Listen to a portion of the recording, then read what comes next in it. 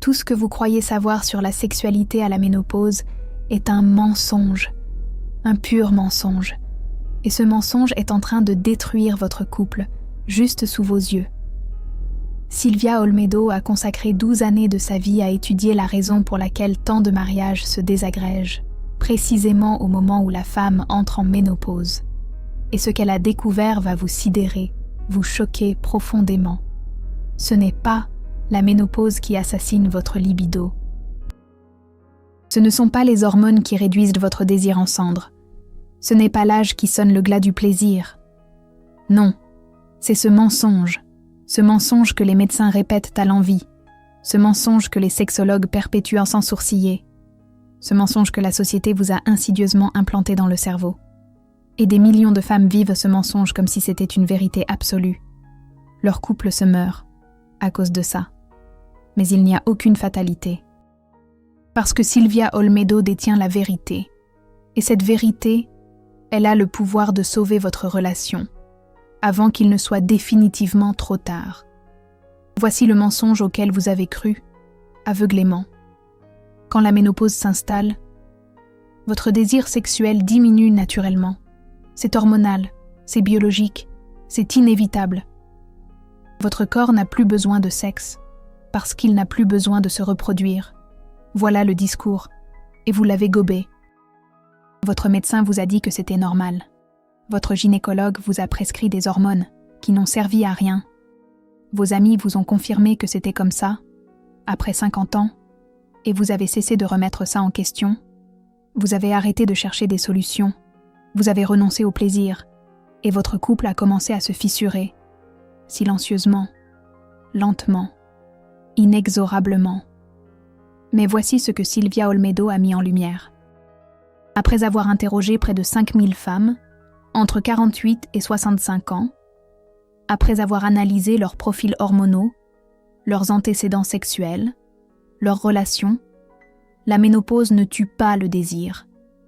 C'est la croyance que la ménopause tue le désir, qui tue le désir. C'est une prophétie autoréalisatrice. Vous croyez que vous ne devriez plus ressentir de désir. Alors vous arrêtez d'écouter votre corps. Vous arrêtez de vous autoriser à ressentir. Vous cessez de rechercher le plaisir. Et le désir s'évapore. Non pas parce que vos hormones ont changé, mais parce que vous avez abandonné. Laissez-moi vous montrer ce que ce mensonge a fait à un couple bien réel. Sophie et Jean-Pierre, 28 ans de mariage, 2 enfants, adultes, une vie construite ensemble. Sophie avait 51 ans quand la ménopause a frappé à sa porte.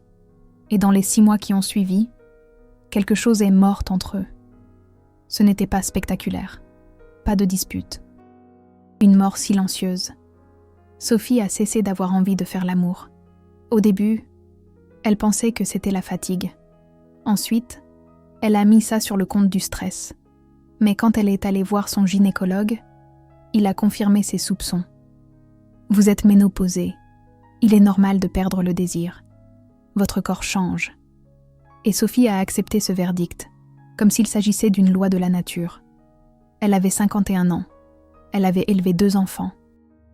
Elle avait travaillé toute sa vie. Peut-être qu'il était juste que son corps se repose enfin de cette partie de sa vie. Peut-être qu'il était temps d'accepter que cette phase était révolue. Et elle a arrêté d'essayer. Elle a cessé de se faire belle pour Jean-Pierre. Elle a arrêté de répondre à ses caresses. Elle a arrêté d'initier l'intimité.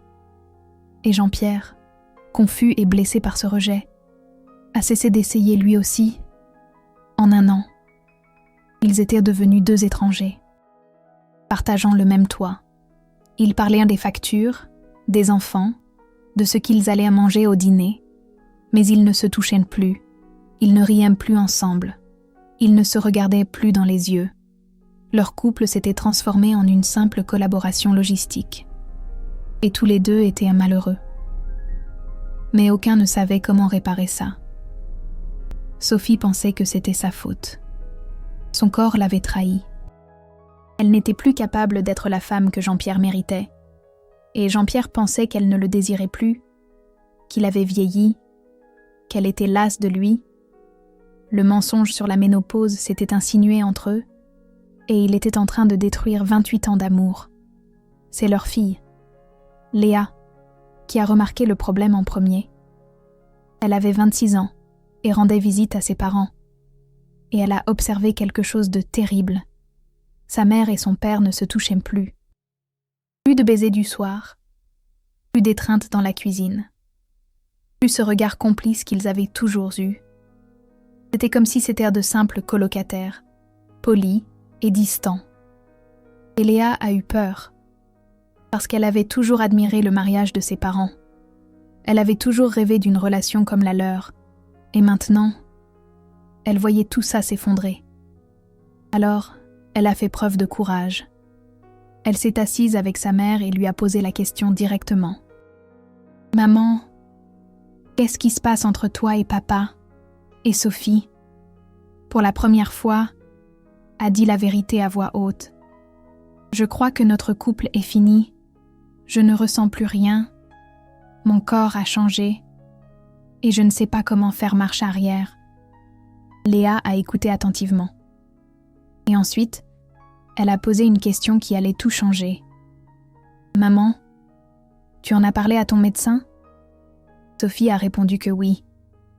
Et le médecin lui avait dit que c'était normal, que c'était la ménopause. Elle devait l'accepter. Et Léa, qui était étudiante en psychologie, a dit quelque chose que Sophie n'avait jamais envisagé. « Maman, et si le médecin se trompait? Et si ce n'était pas ton corps? Et si c'était dans ta tête ?» Sophie était perplexe. « Comment ça? Dans ma tête ?» Léa a expliqué. Elle avait assisté à une conférence de Sylvia Olmedo à la fac sur la sexualité féminine mature. Et Sylvia avait dit quelque chose qui avait marqué Léa. « Ce n'est pas la ménopause qui tue le désir. C'est la croyance que vous ne devriez plus avoir de désir qui le tue. » Sophie était sceptique, mais elle était aussi désespérée. Son couple était en train de sombrer. Elle devait tenter le tout pour le tout. Alors elle a accepté. Léa a trouvé les vidéos de Sylvia Olmedo en ligne, et Sophie a commencé à les regarder, le soir même. Ce que Sylvia Olmedo expliquait dans ses vidéos était radicalement différent de tout ce que Sophie avait entendu. Sylvia ne parlait pas d'hormones. Elle ne parlait pas de déclin inévitable. Elle parlait de conditionnement, de croyances ancrées, de la façon dont la société programme les femmes, pour qu'elles croient que le désir sexuel a une date de péremption, et comment cette programmation se matérialise dans le corps. Sylvia expliquait la science. Quand vous croyez que vous ne devriez plus ressentir de désir, votre cerveau cesse de rechercher les signaux d'excitation. Il cesse de libérer de la dopamine en réponse au toucher. Il cesse d'activer les zones associées au plaisir. Non pas parce que vous n'êtes plus capable, mais parce que vous avez été entraîné à ne plus le faire. C'est la neuroplasticité qui travaille contre vous. Votre cerveau s'adapte à la croyance que vous avez installée. La croyance que vous ne devriez plus avoir envie de faire l'amour. Sophie a regardé vidéo après vidéo, et quelque chose a commencé à changer. Pas dans son corps, mais dans la façon dont elle voyait son corps. Elle a réalisé qu'elle avait accepté le verdict du médecin sans broncher, qu'elle avait internalisé le message que son temps d'être une femme sensuelle était révolu, et elle avait arrêté de prêter attention à tout signe de désir qui pouvait encore subsister. Parce qu'elle était persuadée qu'il ne devrait plus exister. Mais maintenant, en y prêtant attention, elle a remarqué quelque chose de surprenant. Le désir n'était pas complètement mort. Il était là, minuscule, ignoré, étouffé par la croyance qu'il ne devrait pas exister. Mais il était là. Quand Jean-Pierre sortait de la douche, avec sa serviette autour de la taille, quand il riait de cette façon qu'il avait toujours fait fondre, quand il lui prenait la main pour lui passer le sel à table, le désir clignotait encore, faiblement, mais bien vivant. Sylvia Olmedo avait un protocole spécifique pour les femmes comme Sophie, les femmes qui croyaient que la ménopause avait tué leur sexualité. Et Sophie a décidé de tenter le coup. Ce protocole comportait 5 étapes. Et la première étape était la plus difficile. Reconnaître le mensonge. Sophie a dû s'asseoir et écrire tout ce qu'elle croyait sur la sexualité à la ménopause. Elle a dû examiner chaque croyance, d'où elle venait, qui l'avait dite, pourquoi elle l'avait acceptée. Et elle a dû se demander, est-ce vrai ou est-ce une programmation? Elle a écrit, les femmes à la ménopause ne ressentent plus de désir. D'où vient cette idée? Du gynécologue, des amis, des magazines, de partout. Mais était-ce la vérité? Sylvia Olmedo disait que non. Que 58% des femmes post-ménopausées ont une vie sexuelle meilleure. Alors peut-être que ce n'était pas une vérité universelle. Peut-être que c'était simplement ce qui arrive quand on croit aux mensonges. La deuxième étape était la permission consciente. Sophie a dû se donner la permission de ressentir le désir à nouveau. Ça semble simple, mais ça ne l'était pas. Parce qu'elle avait passé une année entière à réprimer la moindre étincelle de désir. En se disant qu'elle ne devrait pas ressentir ça, que c'était inapproprié, qu'elle avait dépassé l'âge, maintenant, elle devait inverser ça. Elle devait se dire « J'ai la permission de ressentir du désir. Mon corps n'a pas expiré à 51 ans. Ma sexualité n'a pas de date de péremption. Je mérite du plaisir. » Elle a écrit ces phrases et les a répétées tous les jours. Au début, ça sonnait faux, comme des mensonges qu'elle se racontait. Mais Sylvia expliquait que c'était exactement ça. Elle était en train d'installer une nouvelle programmation, remplaçant l'ancien mensonge par une nouvelle vérité, et le cerveau finirait par répondre. La troisième étape était la reconnexion sensorielle. Sophie devait passer 10 minutes par jour à prêter attention aux sensations de son corps. Pas nécessairement sexuelles, juste des sensations, l'eau chaude de la douche sur sa peau, la texture du drap contre ses jambes, l'odeur du café le matin. Sylvia expliquait que les femmes qui croient qu'elles ne devraient plus ressentir de plaisir arrêtent de prêter attention aux sensations agréables. Le cerveau désactive cette voie neuronale. Et pour la réactiver, il faut réentraîner l'attention. Sophie a commencé doucement. 10 minutes sous la douche. En se concentrant uniquement sur la sensation de l'eau, c'était étrange au début. Son esprit vagabondait vers la liste de courses, vers le travail, vers les problèmes. Mais elle ramenait son attention en arrière. Eau, chaleur, peau, sensation. Et après 2 semaines, quelque chose a changé. Elle a commencé à remarquer le plaisir à nouveau. Un plaisir simple, non sexuel, mais du plaisir. Son corps se réveillait. La 4e étape était la plus terrifiante. Communication vulnérable. Sophie devait parler à Jean-Pierre. Elle devait lui raconter ce qu'elle était en train de découvrir. Ce n'était pas qu'elle ne le désirait plus. C'était qu'elle avait cru qu'elle ne devrait désirer personne. Qu'elle avait accepté la sentence de la ménopause comme une vérité et qu'elle essayait d'inverser ça. Elle était terrifiée. Et si Jean-Pierre était tellement blessé qu'il n'en voulait plus? Et s'il avait déjà abandonné? Et s'il était trop tard? Mais elle savait qu'elle devait essayer. Alors, un soir, après le dîner, elle lui a demandé de parler. Et elle a tout raconté. Jean-Pierre a écouté en silence. Et quand Sophie a terminé, il avait les larmes aux yeux. Il a dit « Je pensais que tu ne voulais plus de moi. Je pensais que j'avais échoué avec toi d'une manière ou d'une autre. Je pensais que tu me tolérais parce qu'on a une histoire, mais que tu ne me désirais plus. » Sophie pleurait aussi. « Je t'ai toujours désiré, mais on m'a dit que je ne devrais plus. Et je l'ai cru. Et j'ai désactivé cette partie de moi, mais j'essaie de la réactiver.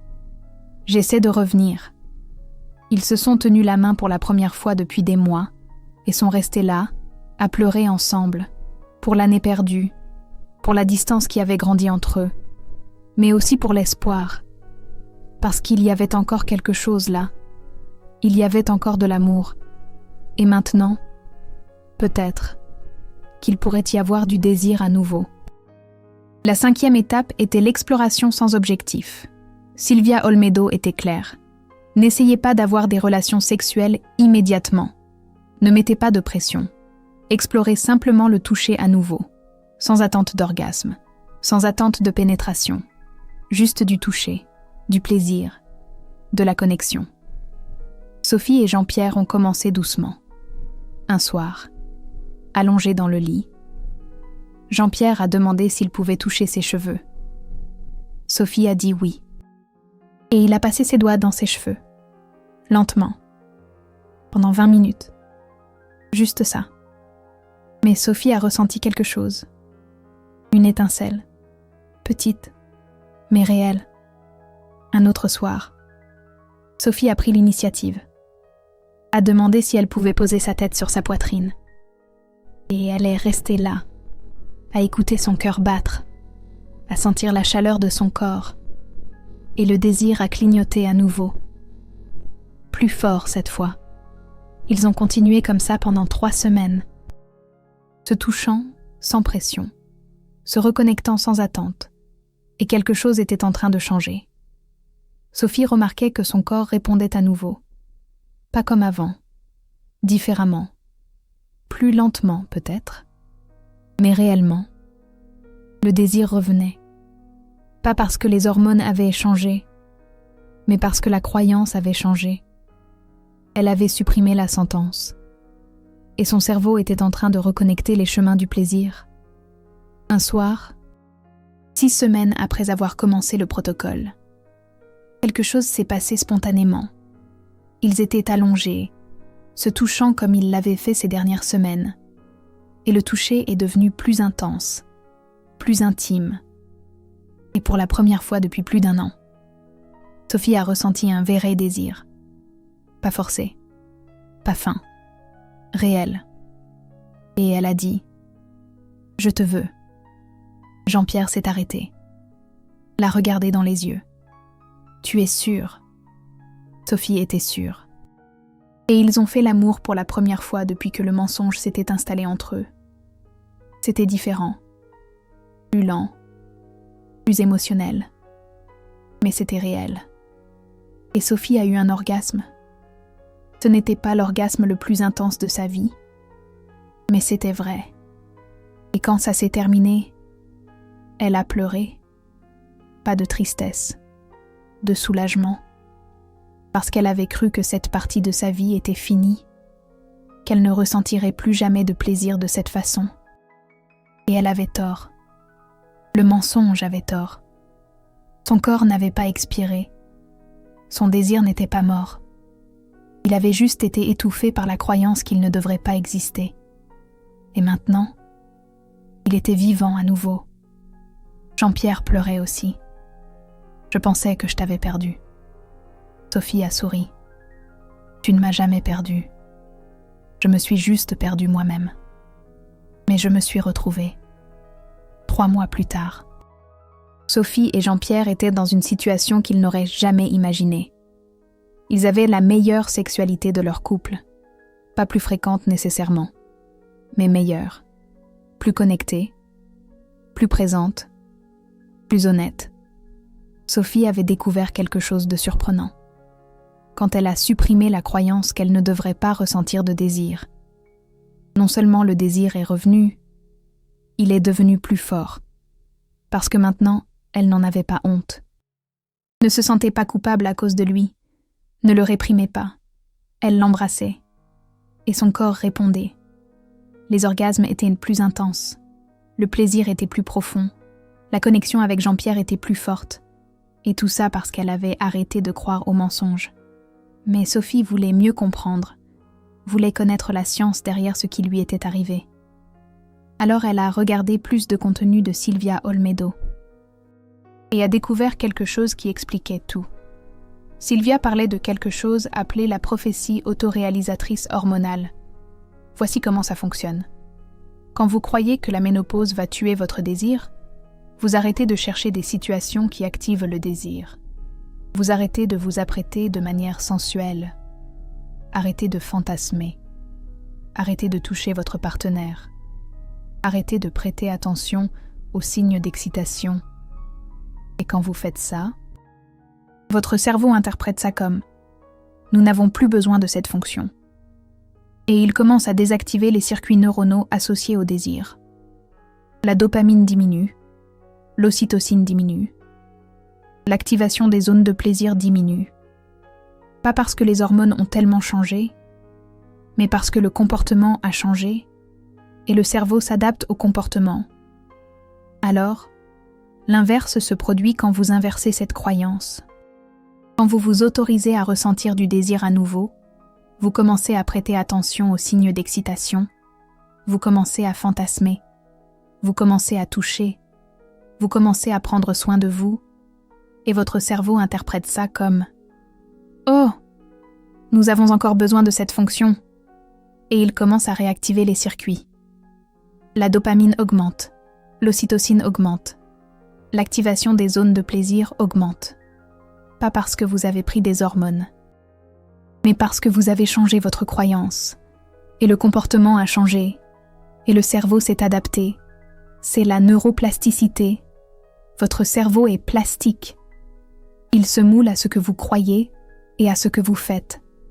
Si vous croyez que vous ne devriez pas avoir de désir et que vous arrêtez de chercher le plaisir, il désactive le désir.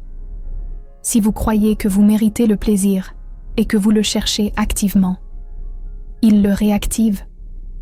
Le pouvoir n'est pas dans les hormones. Il est dans la croyance.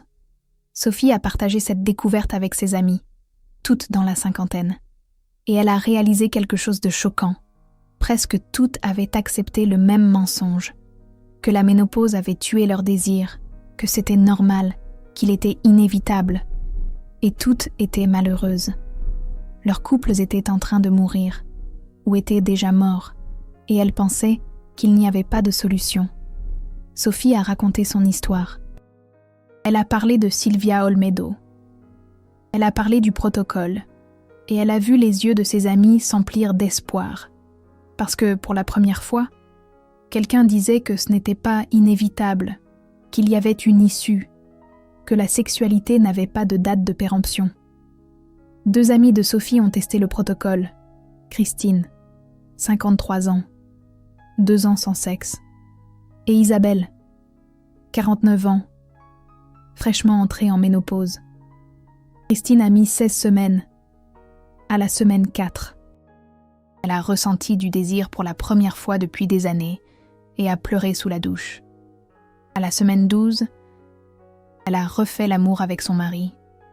Bizarre au début, mais magique. Isabelle a stoppé le mensonge au début et l'a inversé en 6 semaines. Le plus important, elle a commencé à surveiller ses pensées. Je ne devrais plus vouloir ça. Mon corps est trop vieux. C'était des pensées automatiques, des dizaines de fois par jour, chacune tuant le désir. Elle a défié chaque pensée et le désir est revenu. Silvia Olmedo appelle ça la vigilance cognitive. Surveiller ses pensées sur la sexualité et défier les mensonges sociaux. Si vous regardez ça et que vous reconnaissez votre propre histoire, utilisez le Super Thanks, parce que produire du contenu qui va à contre-courant du discours médical dominant est risqué. Les médecins n'aiment pas qu'on remette en question ce qu'ils disent. L'industrie pharmaceutique n'aime pas qu'on suggère que le problème n'est pas hormonal. Mais Silvia Olmedo continue de dire la vérité, parce que des millions de couples en dépendent. Et si cette vidéo sauve votre couple, le Super Thanks aide à produire plus de contenu comme celui-ci. Maintient cette vérité vivante et accessible. Maintenant, laissez-moi vous montrer exactement pourquoi ce mensonge est si dévastateur. Et pourquoi il persiste même quand les preuves montrent le contraire. Le mensonge persiste pour 3 raisons. Premièrement, la commodité médicale. Il est beaucoup plus facile pour un gynécologue de dire « c'est la ménopause, c'est normal », que d'enquêter sur les croyances psychologiques d'une patiente. Une consultation de 15 minutes ne permet pas ce genre d'exploration. Alors, ils optent pour la réponse la plus simple, les hormones. Prescrire des œstrogènes ou de la testostérone. Et quand ça ne marche pas, hausser les épaules et dire « Certaines femmes perdent simplement le désir. Accepter. C'est commode. Mais c'est faux. » Deuxième raison, la confirmation sociale. Quand une femme entre dans la ménopause et perd le désir, elle en parle à ses amis, Et ses amis disent « Moi aussi, c'est comme ça, c'est normal ».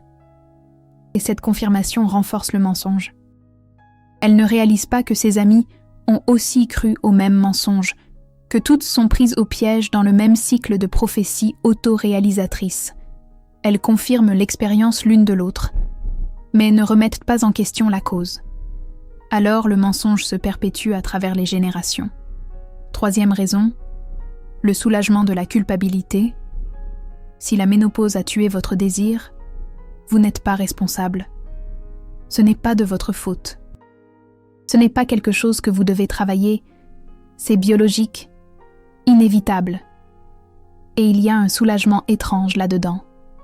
Parce que travailler pour retrouver le désir est difficile. Ça requiert de la vulnérabilité. Ça requiert du changement. Ça requiert de défier des croyances profondes. C'est plus facile d'accepter que c'est son corps et d'abandonner. Le mensonge offre une porte de sortie. Et beaucoup de femmes l'acceptent grattement, sans réaliser qu'elles échangent un soulagement temporaire contre la mort de leur couple. Mais voici ce que Silvia Olmedo veut que vous sachiez. La vérité n'est pas plus difficile que le mensonge. En fait, elle est plus libératrice, parce que le mensonge vous emprisonne, vous rend impuissante, vous transforme en victime de vos hormones. Mais la vérité vous donne du pouvoir, vous donne le contrôle, vous montre que vous pouvez changer ça, que votre désir n'est pas mort. Il est juste endormi, et vous avez le pouvoir de le réveiller. Ce n'est pas un fardeau, c'est la liberté. Les statistiques que l'industrie médicale cache. Silvia Olmedo a étudié 4800 femmes entre 48 et 65 ans. 58% ont rapporté une meilleure vie sexuelle post-ménopause. Meilleure. Pas pire. Comment ? La ménopause supprime la peur de la grossesse, supprime la pression reproductive. Beaucoup découvrent que leur flamme explose. Les 58% qui se sont améliorés, elles ont rejeté le mensonge. Les 42% qui ont empiré, elles l'ont accepté. Même hormones, résultat opposé. La différence ? La croyance. L'université de Pittsburgh a suivi 2100 femmes pendant 10 ans. Résultat ? Il n'y a pas eu de déclin attribuable, uniquement aux hormones. Le déclin était corrélé aux croyances sur la ménopause. Les femmes qui croyaient que la ménopause tuerait le désir ont eu un déclin. Les femmes qui n'y croyaient pas ont maintenu ou amélioré. Silvia Olmedo dit ce que les sexologues devraient dire. Les hormones facilitent le désir, mais ne le déterminent pas. Ce qui le détermine, c'est la croyance, le comportement et l'attention. C'est pour ça que le traitement hormonal substitutif échoue souvent. Le problème n'est pas l'hormone, c'est la croyance. Maintenant, le protocole complet de Silvia Olmedo pour inverser le mensonge de la ménopause. C'est ce qui a sauvé le couple de Sophie et peut sauver le vôtre. Phase 1. Démantèlement des croyances. Durée 1 semaine. Tâche. Écrivez toute croyance que vous avez sur la ménopause et la sexualité. Pour chaque croyance, demandez « D'où ça vient ? Qui me l'a dit ? Pourquoi j'ai accepté ? Est-ce un fait ou une interprétation ? Cette croyance me sert-elle ? » Exemple de croyance. Les femmes à la ménopause perdent le désir sexuel. D'où ça vient ? Gynécologue, médias, amis. Est-ce un fait ? Non. Des études montrent que 58% ont un meilleur désir post-ménopause. Est-ce une interprétation ? Oui. Basée sur une attente sociale. Me sert-elle ? Non. Elle est en train de tuer mon couple. Nouvelle croyance. Mon désir n'a pas de date de péremption. Je peux ressentir du plaisir à n'importe quel âge. Phase 2. Permission consciente. Tout d'abord, la durée. 2 semaines. La tâche. Répétez des affirmations quotidiennes sur votre droit au plaisir. Je suis autorisée à ressentir du désir. Mon corps n'a pas expiré. Ma sexualité est valide, maintenant. Je mérite du plaisir. Je choisis le plaisir. Faites-le à voix haute, en vous regardant dans le miroir, tous les jours. Ça semblera faux au début. C'est parce que vous remplacez des décennies de programmation. Continuez. Votre cerveau finira par accepter la nouvelle programmation. C'est promis. Phase 3. Reconnexion sensorielle non sexuelle. Durée, 3 semaines. Tâche, passez 10 minutes par jour à vous concentrer sur des sensations corporelles agréables, mais non sexuelles. Une douche chaude, des draps doux, une brise sur la peau, l'odeur du café, le goût du chocolat. L'objectif ? Réactiver votre attention au plaisir. Votre cerveau a désappris à rechercher le plaisir. Vous le rééduquez. Commencez par des sensations simples. Après 2 semaines, incluez des sensations plus intenses. Un massage, de la danse, de l'exercice physique, tout ce qui donne à votre corps la sensation d'être vivant. Phase 4. Communication vulnérable avec votre partenaire. Durée. Une conversation honnête. Tâche.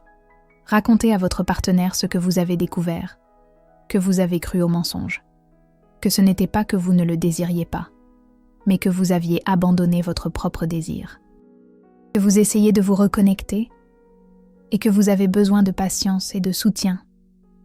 Cette conversation est terrifiante, mais essentielle, parce que votre partenaire est probablement blessé, confus, se sentant rejeté. La vérité va faire mal au début, mais elle apportera aussi un soulagement, parce qu'il comprendra que ce n'était pas à cause de lui. Phase 5. Exploration sans objectif. Durée, 4 à 8 semaines. Tâche. Touchez-vous, l'un l'autre, sans attente de sexe. Établissez une règle claire. Pas de pénétration, pas d'orgasme comme objectif, juste du toucher, de l'exploration, du plaisir. Ça peut être 5 minutes, ça peut être 1 heure, mais sans pression. Cette phase est cruciale, parce qu'elle réintroduit l'intimité sans l'anxiété de performance. Vous pouvez toucher sans vous demander si ça va marcher. Et cette absence de pression permet au désir de revenir naturellement. Certaines femmes ressentent le désir dès la première semaine, d'autres mettent 2 mois, peu importe. Continuez à vous toucher. Le désir revient quand vous arrêtez de forcer. Sophie a suivi ce protocole exactement, et en 12 semaines, elle avait récupéré non seulement le désir, mais aussi la connexion avec Jean-Pierre. Martine a mis 16 semaines. Isabelle a mis 6 semaines. Chaque femme a son rythme, mais le protocole fonctionne, parce qu'il n'essaie pas de réparer votre corps. Il démantèle le mensonge qui a tué votre désir. C'est Silvia Olmedo qui le dit. Maintenant, je veux vous parler d'un cas que Silvia Olmedo considère comme le plus dramatique. Chantal, 54 ans. Elle et son mari avaient déjà pris rendez-vous pour le divorce. Les papiers étaient prêts. Ils allaient signer lundi. C'était vendredi quand la sœur de Chantal lui a envoyé une vidéo de Silvia Olmedo. Et Chantal, par désespoir, l'a regardée et a reconnu son histoire. Chaque mot. Elle était entrée en ménopause 3 ans auparavant. Et en 3 ans, son mariage de 29 ans était complètement mort. Ils se parlaient à peine, dormaient dans des chambres séparées, vivaient des vies parallèles. Et Chantal était sûre que le problème était une incompatibilité. Ils avaient grandi dans des directions différentes, que l'amour était fini. Mais en regardant Silvia Olmedo, elle a réalisé quelque chose de dévastateur. L'amour n'était pas fini. Le désir était fini. Et quand le désir est mort, tout le reste est mort avec. Parce que l'intimité physique n'est pas seulement du sexe, c'est une connexion, une vulnérabilité, le fait de se sentir désiré et désirable. Quand cela est mort, la distance a grandi. Et ils ont interprété la distance comme un manque d'amour. Mais ce n'était pas ça. C'était un manque de désir, causé par le mensonge de la ménopause. Chantal a appelé son mari, Alain, et a dit quelque chose de surprenant.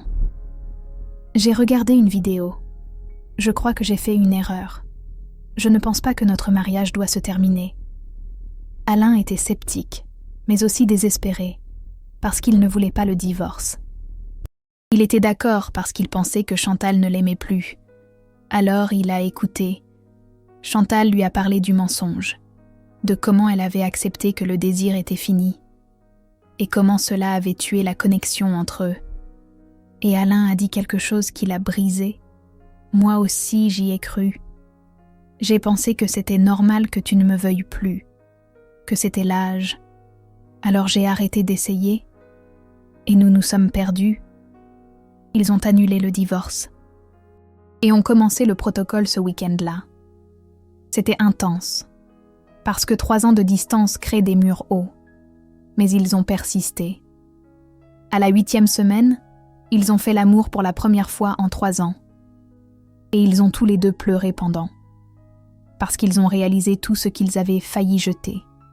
À la 16e semaine, ils étaient en thérapie de couple, pas parce que leur mariage allait mal, mais parce qu'ils voulaient le renforcer encore plus.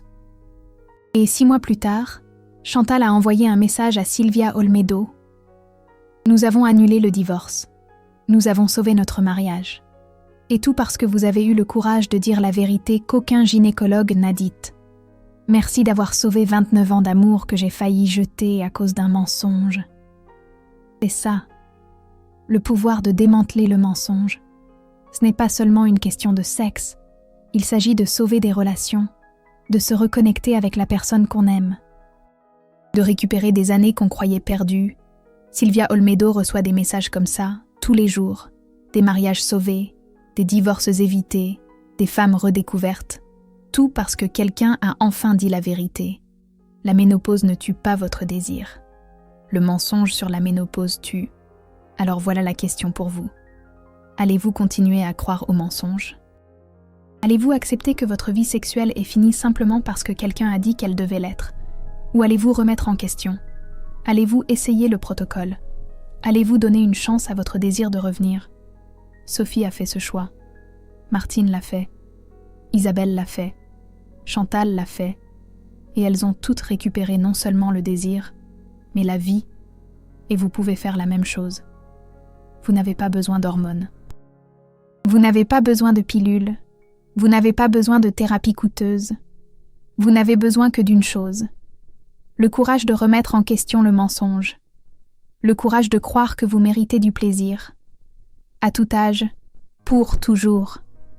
Et si vous vous demandez quand commencer, la réponse est maintenant, pas lundi. Pas quand vous vous sentirez prête. Maintenant.